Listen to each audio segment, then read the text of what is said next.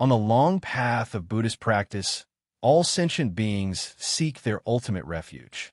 Some believe that the ultimate goal of practice is liberation, freeing oneself from the suffering of samsara and entering nirvana. Some believe that it is the attainment of Buddhahood, realizing supreme, perfect, and equal enlightenment, transcending birth and death. Some also believe it signifies perfection, that is, the complete fulfillment of merit and virtue, the harmonious integration of wisdom, and the realization of all things. However, in the Platform Sutra of the Sixth Patriarch, Master Huineng used the term three bodies to describe the highest state of cultivation. This statement is perplexing. What are the three bodies? Why did Master Huineng say that the three bodies are the ultimate fruit of cultivation? What profound Buddhist wisdom lies behind this? Inside the nature of Dharma Temple, sandalwood incense curls gently in the air, and the spring breeze passes through the long corridor, softly swaying the sail-shaped banners hanging outside the Buddha hall. A young bhikkhu sat reverently on his knees before Master Huineng, his eyes filled with both doubt and yearning. He clasped his hands together and respectfully asked, "Master, what exactly do the three bodies mean? Why are they recorded in the scriptures, yet disciples find them difficult to comprehend?" Master Huineng smiled gently, his gaze softly sweeping over the assembled disciples. His gaze was profound, as if capable of perceiving the confusions within the hearts of all sentient beings. He did not answer immediately, but slowly began to speak. "Do you know why, despite practicing for many years, you still remain stagnant?" The monks looked at each other, a bit fearful rising in their hearts. They recited sutras daily, paid homage to the Buddha, practiced precepts diligently, yet their minds remained closed, and the path to Buddhahood seemed distant. As everyone pondered, an elderly practitioner with white hair stood up, bowed, and said, "I have practiced for decades, reciting sutras and mantras daily, without fail from dawn to dusk, yet doubts still arise in my heart, making true liberation difficult to attain." Seeking the compassionate guidance of the Master, Master Huineng gently nodded, his gaze resting upon him, and slowly spoke. "All sentient beings inherently possess the wisdom and virtues of the Tathagata. It is only due to delusive thoughts and attachments that they fail to awaken to true enlightenment. You practice daily in the monastery, but have you ever truly seen your original face?" As soon as these words were spoken, the main hall fell into complete silence. The gentle spring breeze brushes the corner of the eye, stirring up a faint dust. In the distance, the soft tolling of a bell can be heard. The disciples lowered their gazes, immersed in deep contemplation. Who am I truly? Where did I come from? Where am I going? Though they had heard these questions before, they had never explored them deeply. At this moment, Master Huineng's words struck their hearts like a heavy hammer. Amidst the silence of the assembly, a monk softly said, "I have read the Lotus Sutra, which states that all Buddhas, including Sakyamuni, appear in this world due to significant causes and conditions as great masters. However, I have never fully understood why the Buddha's descent into the world is regarded as a great cause and condition." Master Huineng smiled gently, having long anticipated that someone would ask this question. He looked at the crowd and slowly said, "Although you may have recited the sutras 1,000 times, you do not comprehend the true meaning within them. If you wish to understand the meaning of the three bodies, Trikaya, you must first resolve this doubt." As the words fell, a whisper of hesitant thoughts arose within the great hall. At this moment, an elderly bhikkhu quietly told the fellow practitioner beside him that this monk's name was Da. He was formerly the abbot of a famous northern monastery and had preached there for many years. He was always highly self-regarded and was said to have traveled thousands of miles to this place specifically to seek teachings on the three treatises from the Sixth Patriarch. As expected, Fada joined his palms together, stepped forward, and said firmly, "I have preached scriptures in the north for many years and have some understanding of the meaning of the three treatises. However, I have heard that the Master's teachings differ greatly from those of the monasteries in the north, and thus I have come specifically to seek guidance." Master Huineng listened attentively, his gaze calm and peaceful, and spoke kindly. "Since that is so, why not first share your insights?"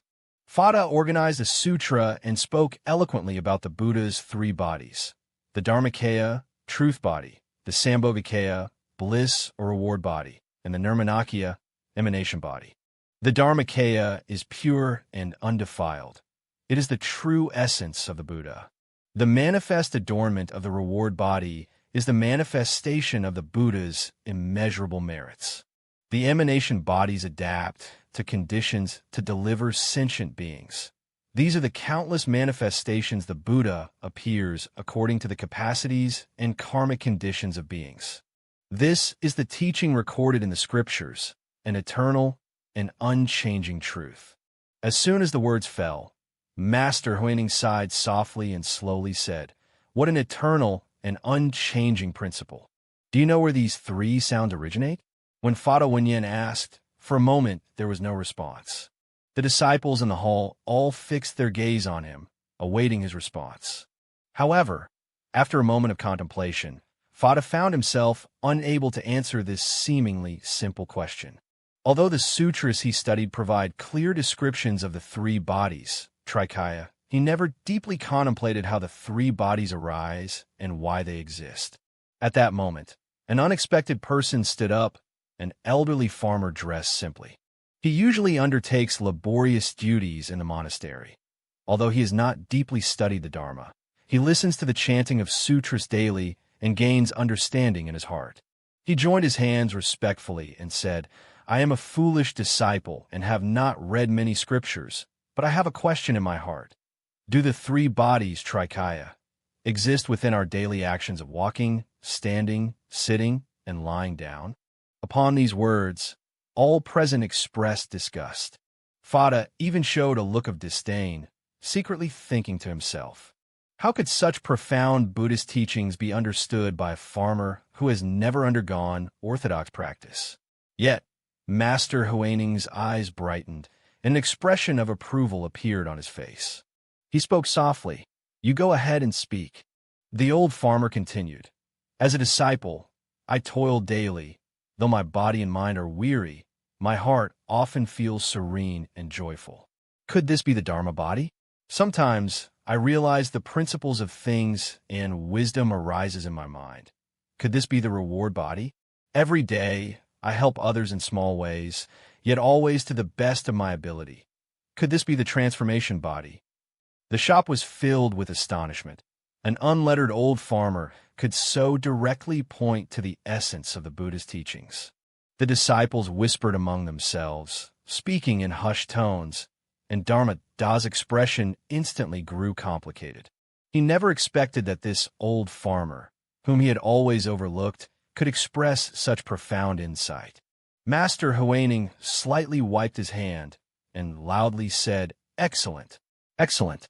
Although you have not studied the scriptures, you have expressed the true reality." As the flower's sound faded, the disciples' hearts were stirred. They had believed that the profound Dharma required chanting scriptures to be understood. Unexpectedly, an unordained farmer was able to directly point to the fundamental truth, revealing the true meaning of the three bodies, Trikaya. Fada's cheeks flushed red as he looked toward Master Huineng, a deeper doubt arising in his heart. Could it be that the three bodies are not as distant and profound as described in the scriptures, but are right before our eyes? Master Huineng looked at the assembly and smiled gently, saying, "If you wish to truly understand the meaning of the three bodies, Trikaya, you must go further still." He paused, his tone deep and resolute. But to fully realize the three bodies, one must first relinquish attachment. "Are you willing to listen as I continue to speak?" All the disciples replied in unison, wishing to hear the details. Just as Master Huineng was about to reveal the origin of the three bodies to his disciples, a series of hurried footsteps came from outside the temple gate. The crowd turned toward the sound and saw a group of monks entering the Dharma hall in orderly formation. Leading them was a figure clad in a broad monastic robe, walking with measured steps and an austere demeanor. His eyes were like blazing flames, scanning the assembly of monks in the hall, filled with scrutiny and doubt. This individual is a highly esteemed monk from a major monastery in the north, renowned for his profound mastery of the Dharma. His disciples are spread across various temples, marking him as a key figure in the northern school. His accompanying disciples each wore solemn expressions. Many of them had practiced for years and were well-versed in numerous scriptures. Now, upon hearing Master Huineng's challenge to the doctrine of the Three Truths, they had come specifically to inquire. The atmosphere within the Dharma hall suddenly grew tense. The disciples focused their minds and hearts, quietly awaiting the forthcoming debate. The Northern Master arranged himself before Master Huineng, joined his palms in reverence, and spoke. The Southern Patriarch truly lives up to his reputation. Today, this humble monk has brought his disciples here precisely to seek clarification on a certain doubt. Master Huineng smiled gently, his expression serene, and said, "Please speak." The Northern Master's gaze was sharp, and his tone resolute. The Dharma has been passed down for thousands of years, and the scriptures clearly state the doctrine of the three bodies, namely the Dharmakaya, Sambhogakaya, and Nirmanakaya. The Dharmakaya is pure and unconditioned, the fundamental essence of all Buddhas. The adornment of the transformation body is immeasurable, as it is the result of the Buddha's inner cultivation and practice. Manifestations should respond skillfully to various conditions, adapting to circumstances to skillfully appear to sentient beings. This is the immutable principle relied upon and practiced according to this teaching method for thousands of years. Nowadays, I hear that the Master offers a different interpretation of the three bodies, but I do not know which scripture or canon this is based upon. The implied meaning carries a certain tone of skepticism, implicitly reflecting the Northern School's differing stance toward the Southern School's Chan, Zen methods. The Northern Master asked this question not only to explore Buddhist principles, but also to test whether Master Huineng had established a different doctrine, deviating from Orthodox Buddhism. The hall was filled with silence, everyone waiting for Master Huineng's response. However, he did not rush to answer. Instead, he slowly glanced around, a subtle and meaningful smile playing at the corners of his mouth. His voice was gentle yet firm, and what the Master spoke about the three bodies naturally reflected the principles of the Dharma. But this humble monk wishes to ask, do these three bodies ever exist apart from your own mind?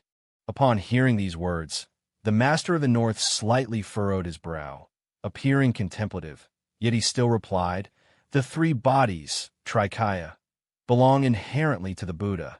How could sentient beings possibly comprehend them? If sentient beings inherently possess the three bodies, then why is cultivation necessary? Master Huineng slowly shook his head, his gaze profound and deep, like a bright mirror reflecting all things.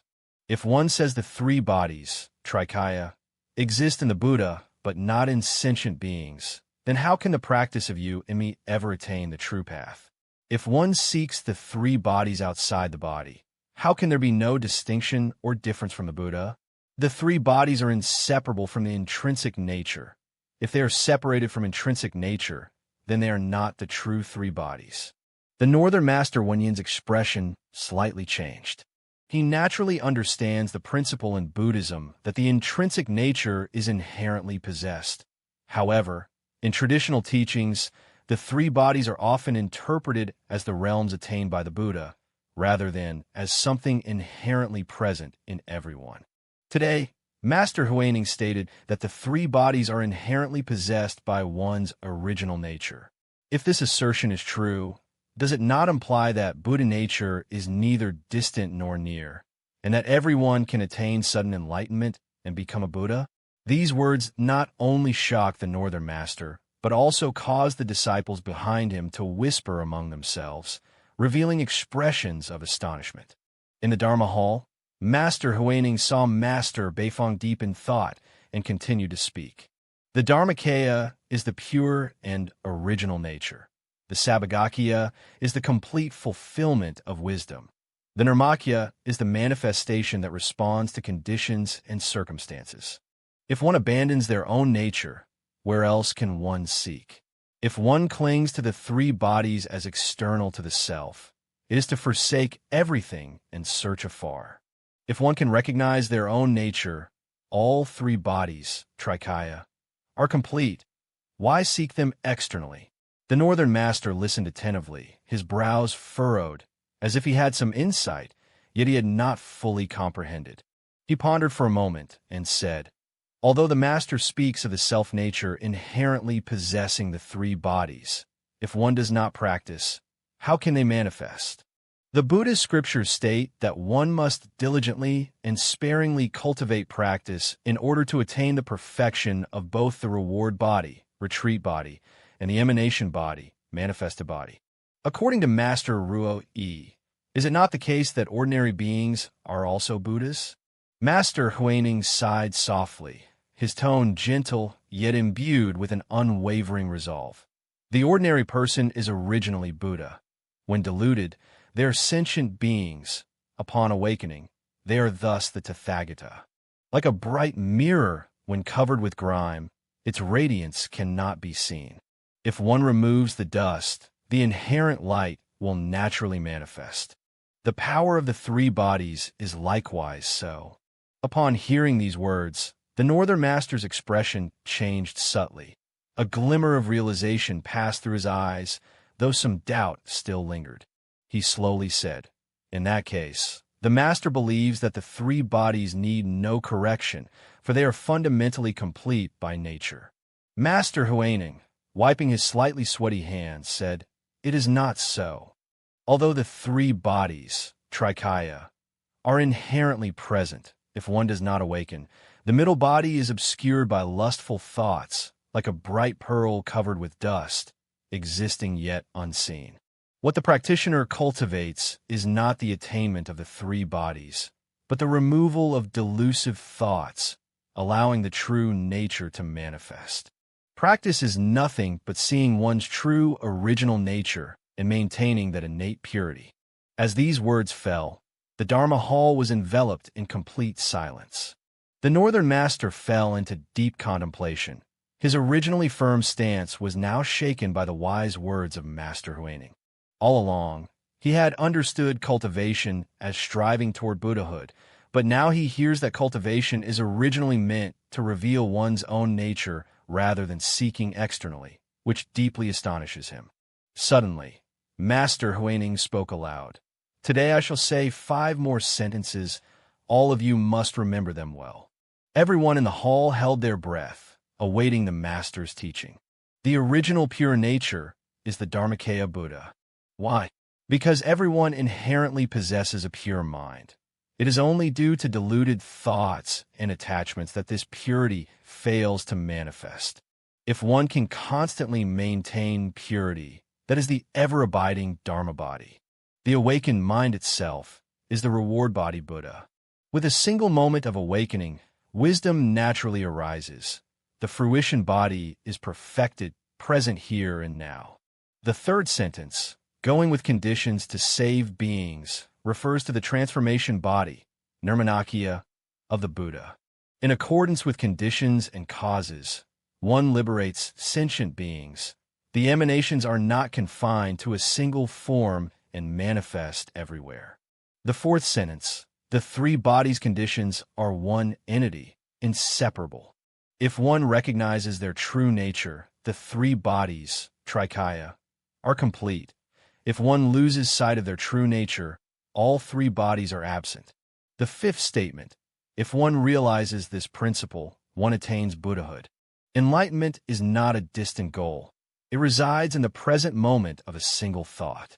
As the words fell silent, the entire Dharma hall was enveloped in profound stillness, with everyone deeply contemplating the 5 pith instructions that directly pointed to the human mind.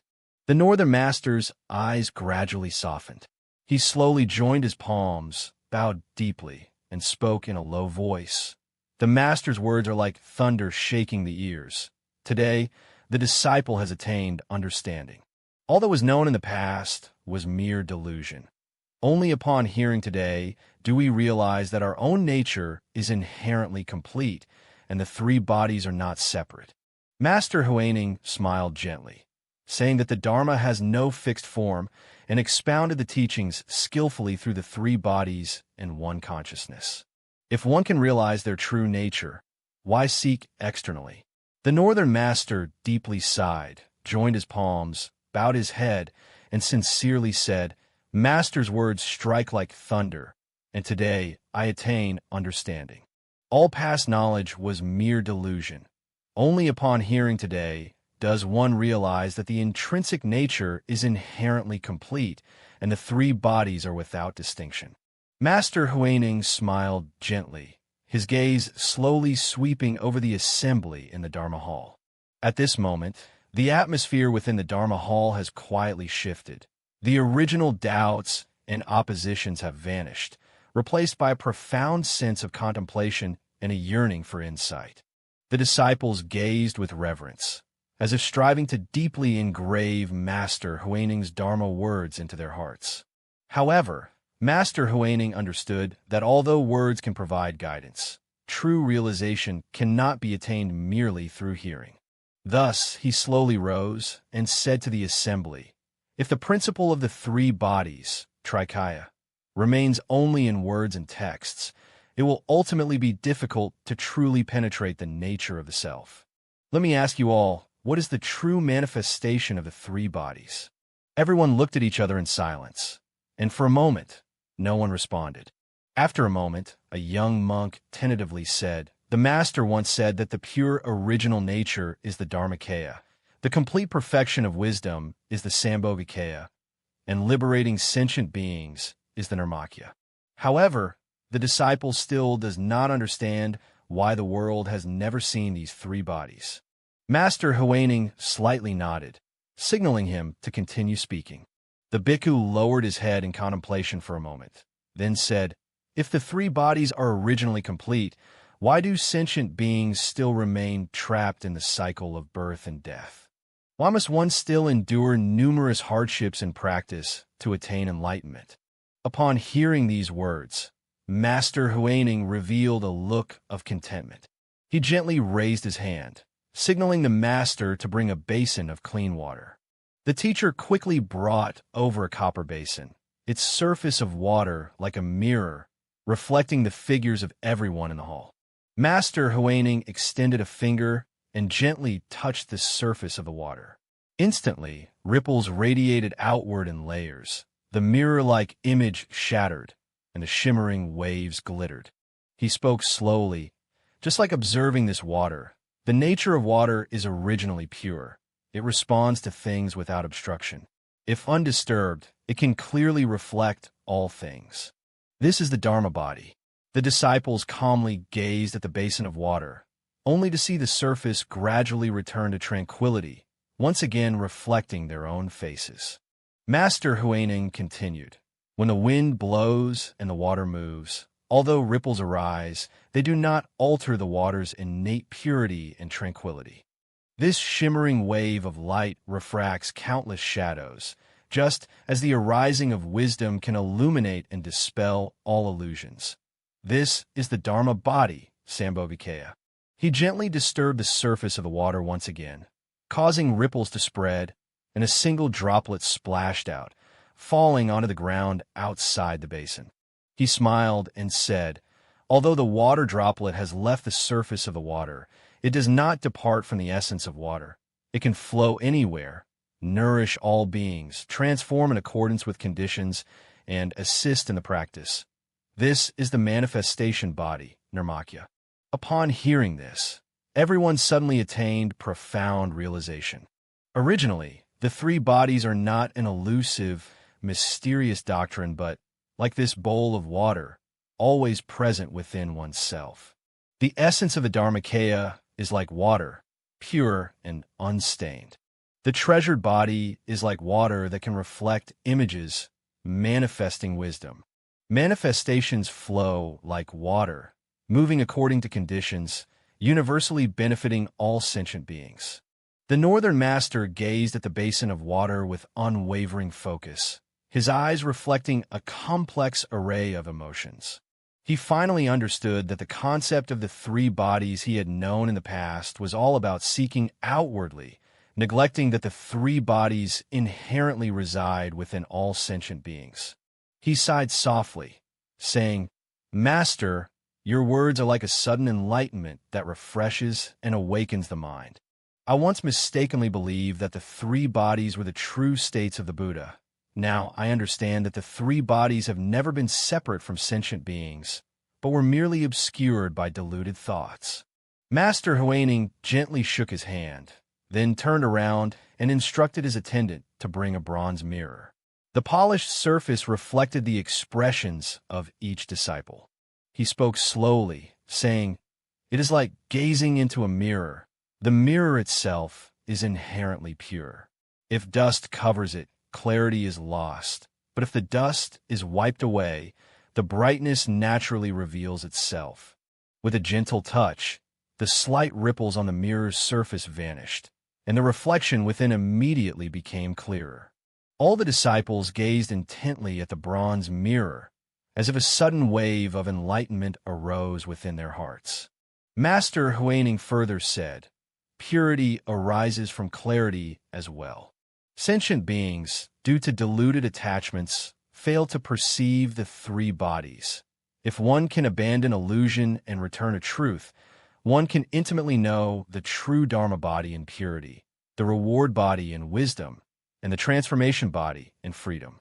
Fada stood amidst the crowd, gazing intently at the bronze mirror, his heart stirred by a tumult of emotions. He has been ordained for many years, diligently studying and reciting the sutras. Yet he has always felt that the Dharma is profound and unfathomable, unable to truly penetrate and realize it. At that moment, he suddenly felt that everything had become simple. The three bodies had never been distant, but always existed within himself, merely awaiting the dispelling of clouds to reveal the sun. The northern master looked at Master Huineng, his eyes free of any doubt, filled only with deep reverence and profound admiration.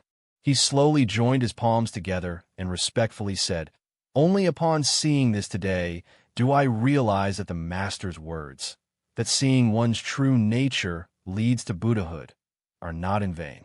The disciple vows to abandon past lustful thoughts, diligently practice the Dharma, and wishes to use this body to universally benefit all sentient beings. Master Huineng smiled and waved his hand, saying no more. He knows that true enlightenment cannot be bestowed with a single word. It is a seed that each person plants within their own heart. As long as this seed takes root in the ground, one day it will break through the soil and bloom into a lotus of enlightenment. The ride of the three lifetimes is not in the distant past or future, but right here and now.